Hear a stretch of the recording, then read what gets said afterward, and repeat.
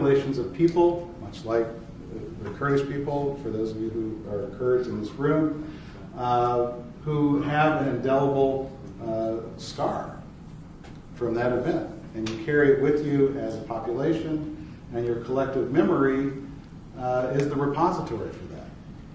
But you need to talk about it. You need to make people aware of it. And so I would encourage you, don't be silent about what happened to you as a people. The world needs to know about it. During the chemical bombardment of Halabja, I was 3 months old, and I lost my family there. And after that, I was adopted by an Iranian family. I stayed with them. I was alive, and they were dead. And I lost my parents and one sister and one brother. These are my immediate families, and among the extended families, I lost 45 members. My name is Nermeen Kamal Jalal. I lost 14 family members in the atrocity. When the incident occurred, I had 2 children, and I was also pregnant. Without those people, we're all orphans. Life is really difficult without them. My name is Fakhruddin Haji Salim Hami Yusuf. And when I got home, I saw 3 of my children dead. I had a daughter and a 1-year-old baby. My elder daughter would take the baby and go out, which I never saw them again. My name is Aras Abed Akram. I live in Halabja. When I opened my eyes, I was in a hospital in Tehran, and there was no family member there. So what I tried to do is to go back to the town and see where are my family members. I was actually speaking to my family members, and I saw the rest of my family members, which were 12, in a basement. They were all dead. And I also saw many of my extended family members kept themselves in a basement. They were all dead. 25 years ago, we were all humans living our life like you did 25 years ago. Going through our own business, kids going to school, people are in the market. All of a sudden, the Iraqi airplanes, the Iraqi jets, gassed our town, Halabja.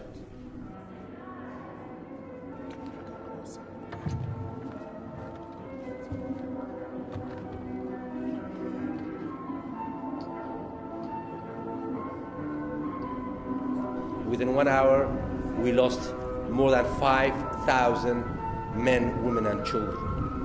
And more than 10,000 people were maimed.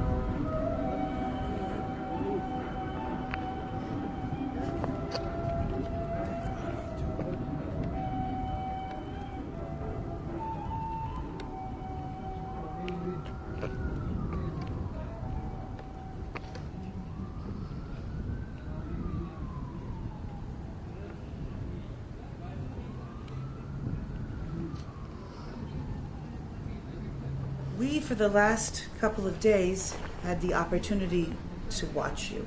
We've been watching you.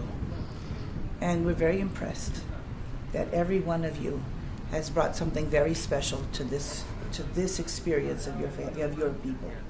We realize that you're seriously here, not because it's just a visit to America, but because you have a story to tell and you want to do it right.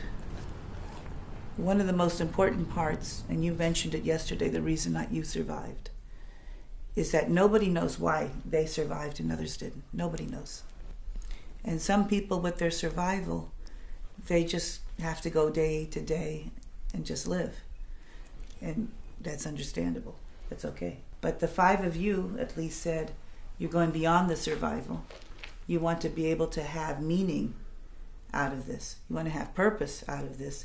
You want to make it significant. Because the story, the testimony, your eyewitnessing is the most important part.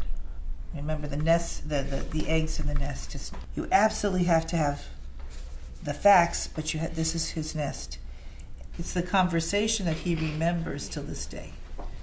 Okay?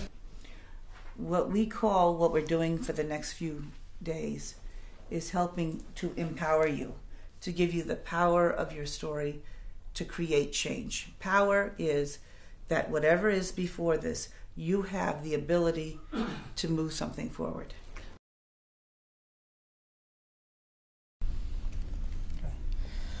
Okay. Are you willing to tell your story, Aras?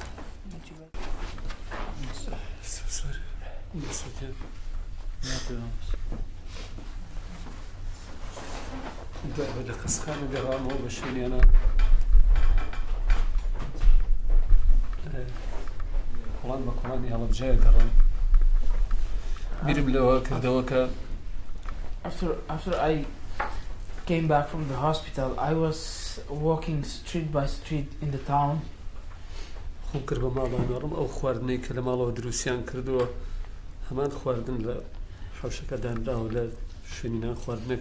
I checked the houses. There was still the food that they prepared to be eaten, and there was the food was ready. And I had a very big family at home.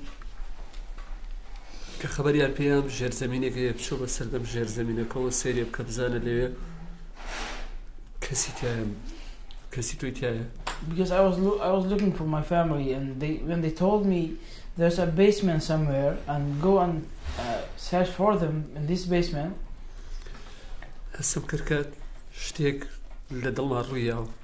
Exactly, I felt something is happening in my heart.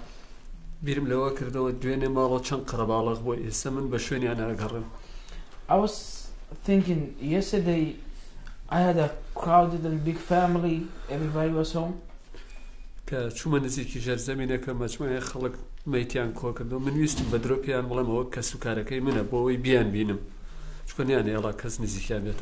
And I wanted, there were some people there, they were collecting the bodies.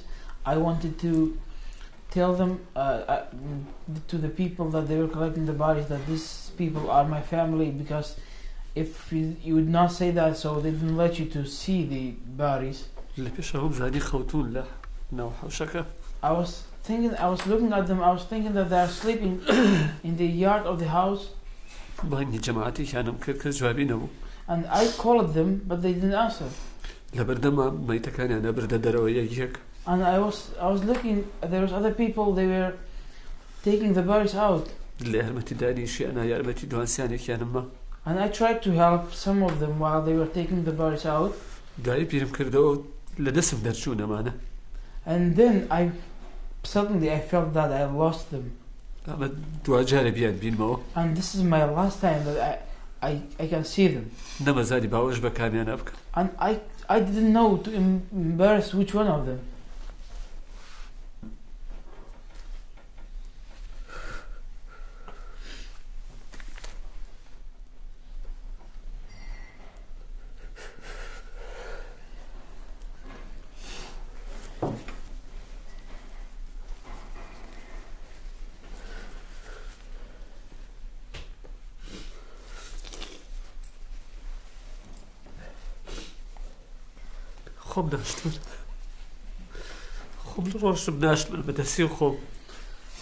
I didn't know to embrace which one of them. Then I buried all of them by my hands. And then I knew what I did and what I lost.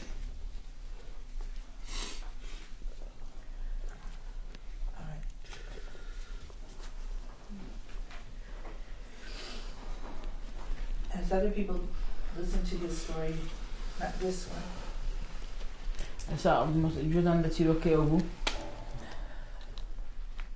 Any comments? You don't have to run any.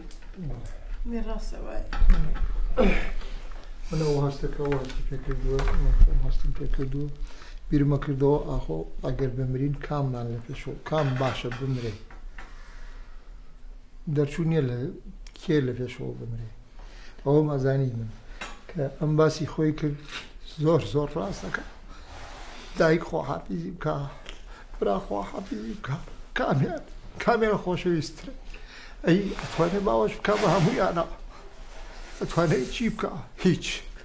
And everybody was dying, and we didn't know to say goodbye to which one of them, the members of the family, because everybody was dying, and nobody knows which one will die first.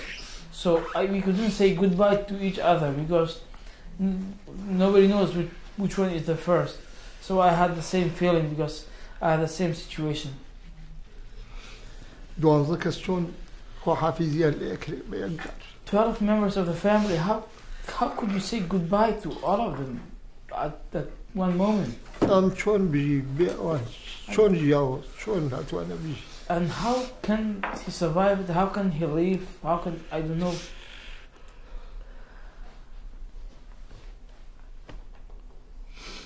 سؤالك والله تاروجي أمرين والله مني. This is a question that we never get the answer. چون كامو كسامري بلام آوا. Everybody will die, but this is not just a death note like that. لا دوايش كذا. أنا بس يتروكي. She said nice. لو كانت كبرى أبو عسكري ببيك السوبر دايك وباو جوزت أسيرتي كده. When I see Aras, I will just forget myself. هم شدلهم بلايتي. And my heart is always with him. خوش كبرى دايم تلفون ما نبيني كهاي. And we always call each other. We always talk to each other. And in the feasts, celebrations, anniversaries, he's the first person that I will call all the time.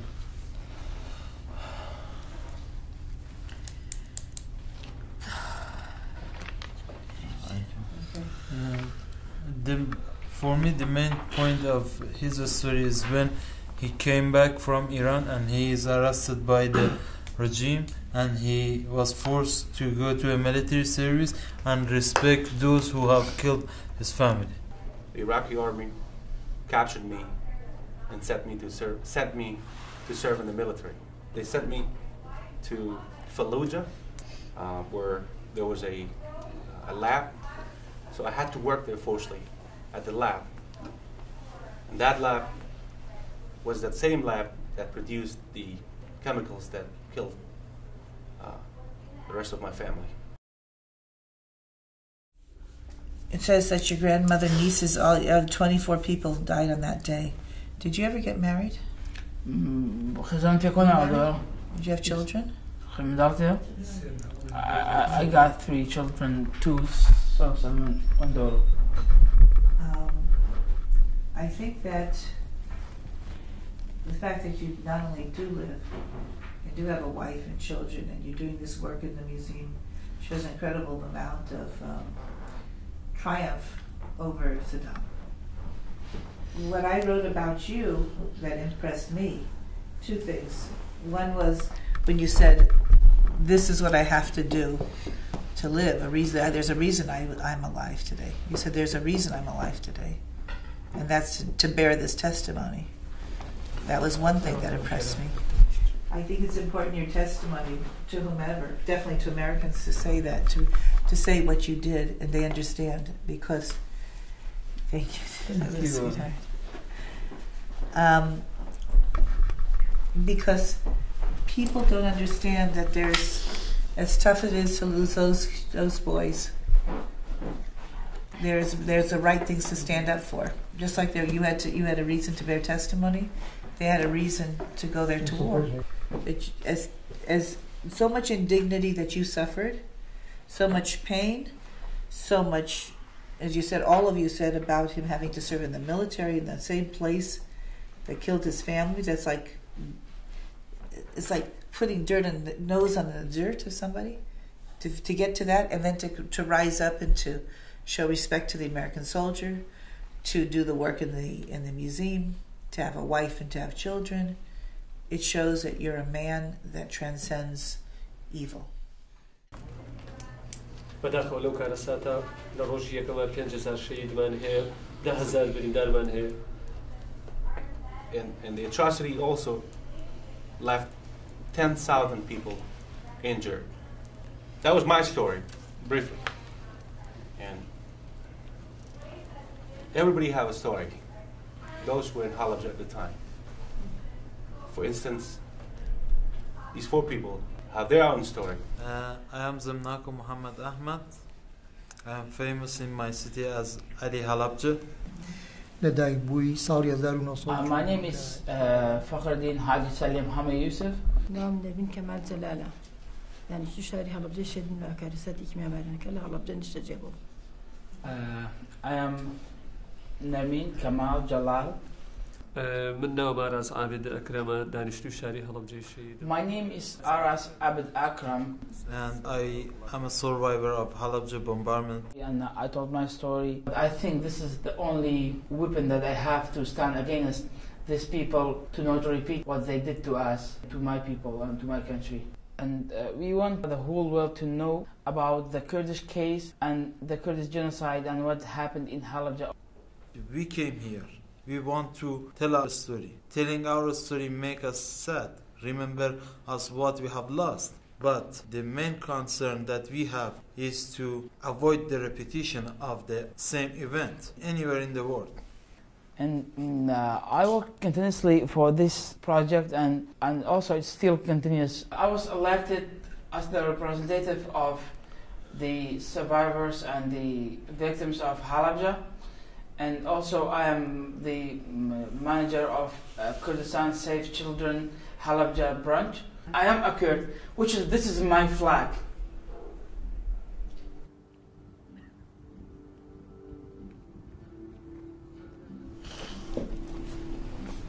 I think there's something very powerful about you giving testimony together. Something very powerful. You're not the same ages, but you actually help each other in your testimonies, explain each other better. I'm just right now saying. Do you know that? Yeah. You're much better to talk about each other than you are about yourselves. Do you understand? Was that much more powerful that we understood and also felt? It's almost better that you're side by side explaining one another, but you reflect each other's pain. And it's important for me to see that and also understand. So you're explaining each other. It's very important for me to not only feel but also understand. But the pain is helped when it's shared or it's being able to be described by each other. You help each other. Helping is very important.